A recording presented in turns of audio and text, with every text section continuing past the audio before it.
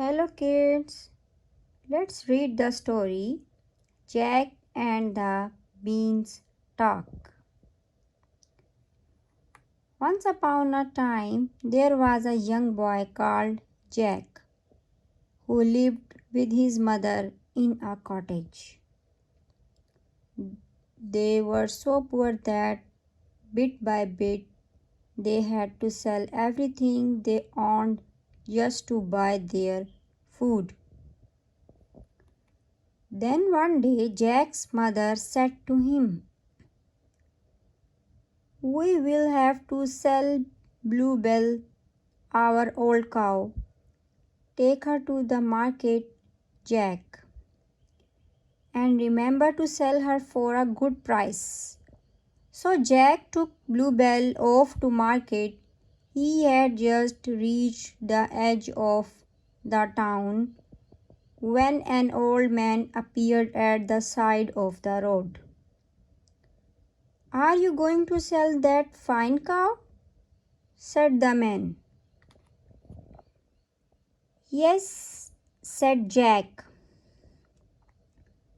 "Well, I will buy her from you, and I will give you these magic beans," said the man, holding out a handful of dry beans. "They don't look much, but if you plant them, you and your mother will be rich beyond your wildest dreams."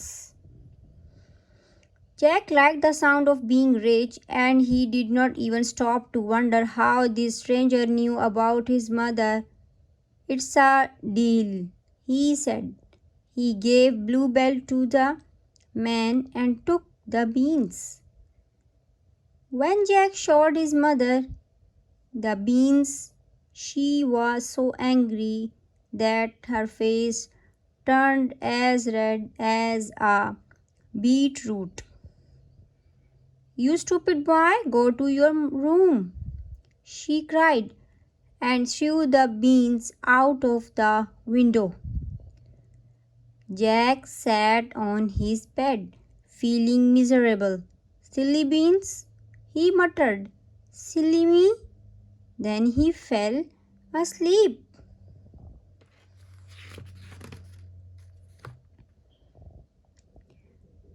When Jack woke up the next morning, it was strangely dark in his room, and all they could see through the window were the leaves of a huge plant.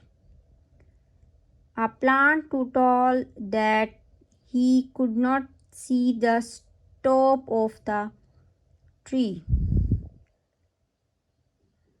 "It must be a magic beanstalk," cried Jack. "What's at the top?" So Jack started to climb. Up he went from branch to branch and from leaf to leaf. At the top was a giant house. Jack's tummy was rumbling with hunger, so he knocked on the great big door. A giant woman answered. "Please, madam, may I have some breakfast?" Jack said politely. "You will become breakfast if my husband finds you," said the giant's wife. But Jack begged and pleaded, and at last she let him in and gave him some bread and milk. The giant's wife had just shown Jack where to hide when the giant came home in a bad mood. "Fee, fee, fo, fum, I smell the blood of an Englishman," roared the giant. "Silly man," said his wife, "you smell the sausages I have cooked you for breakfast." The giant ate a giant-sized breakfast, then settled down to count the huge gold coins in his treasure chest. There were lots of coins. 101 102.